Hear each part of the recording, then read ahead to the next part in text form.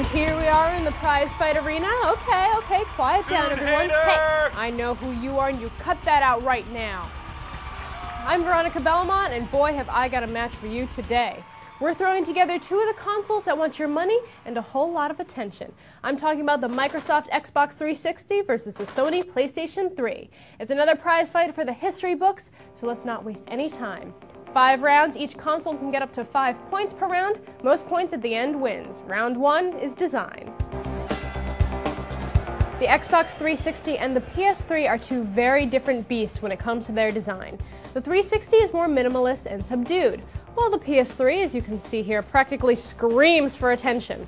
Now, despite the fact that the PS3 is a larger console, therefore possibly making it harder for you to fit into your existing home theater setup, I can't deny that it's a very sexy machine. It's dark and dangerous and curved like a stealth alien ship that's come to destroy our planet. And maybe that was their intention over there at Sony. The interfaces are very different. The PlayStation 3 harkens back to the PSP design, which was definitely beautiful. However, the Xbox's interface is more user-friendly, at least in my opinion. You can get swappable faceplates for the Xbox 360, which are cool for customizing the look, although nothing is going to hide this enormous power supply. So I'm going to give the PS3 a 1-up in this round with a 5, while the Xbox, which is still quite stylish, a 4.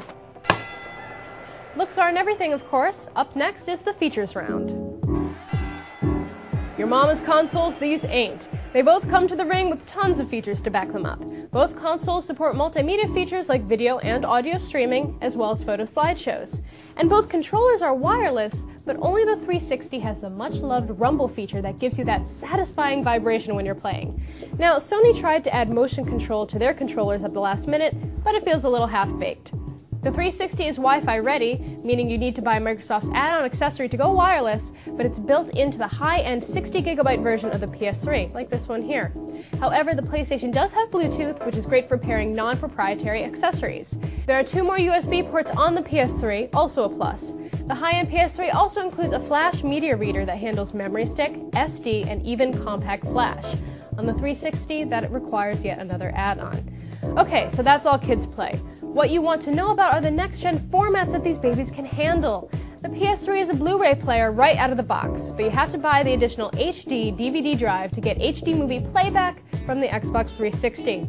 It's $200 and will drive the Xbox to the same price as the PS3, but it's still not built in. Well, my dark and mysterious friend, you've taken another round. The PS3 gets a 5 and the Xbox 360 gets a 4. The PS3 has a 2-point lead, but those are small beans around here. This battle is just too big for one episode of Prize Fight. Stay tuned for the next edition where we'll have the exciting conclusion of Xbox 360 versus PS3. When we last left Prize Fight, the PS3 was up by 2 points. Let's see how it ends. Now the main attraction in the next-gen consoles, at least for me, are the online services. Xbox Live has gained a huge cult following since it launched. The ability to play with your friends on the network, send messages in text and voice, customize your interface, and most recently rent and view movies and television shows, well, it's a lot of fun. The PS3 has had a year to get it right with their PlayStation Network, but unfortunately it falls short.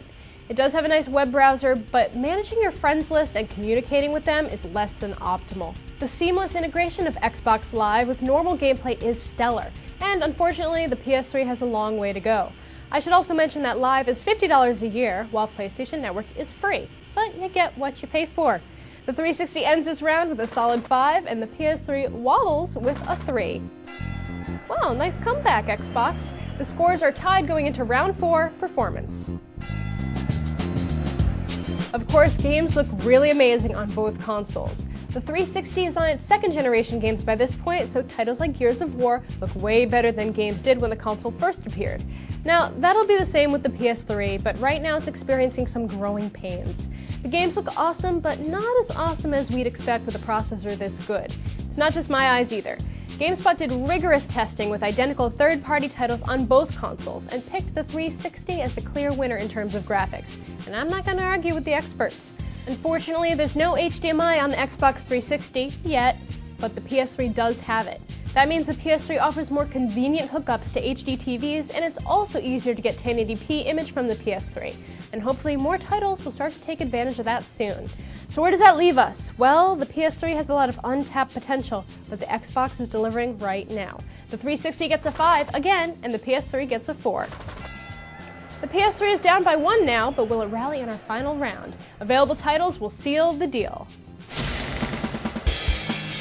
Now we've seen how good these look, not only in your living room, but also on the TV. But what have we got on the content side? Well, the Xbox 360 has had ample time to deliver loads of great games, and in my opinion, they have delivered. And with fantastic new titles like Gears of War and Rainbow Six Vegas, they're setting the bar high. PS3 is missing a fantastic must-have launch title, but personally, I enjoyed Dark Kingdom, seen here, and Genji, but they didn't have that wow factor that current Xbox games have. However, different people like different games, so let's not dwell on that too much. There are over 150 available game titles for the Xbox. The PS3 right now has under 40 games.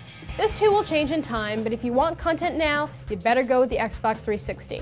I'm giving the Xbox another 5 and the PS3 a 3. Well, the final scores are in. The Xbox has a 23 and the PS3 has a 20. The Xbox 360 has fended off the newcomer PS3, for now anyway. I want to emphasize that the PS3 is still new and there's a lot of room for growth. Maybe we'll have a rematch when the PS3 hits its first anniversary. But for right now, the Microsoft Xbox 360 comes out on top. You can email me at prizefight@cnet.com with suggestions for future matchups and your Sony fanboy hate mail. I'm Veronica Belmont. I'll see you next time.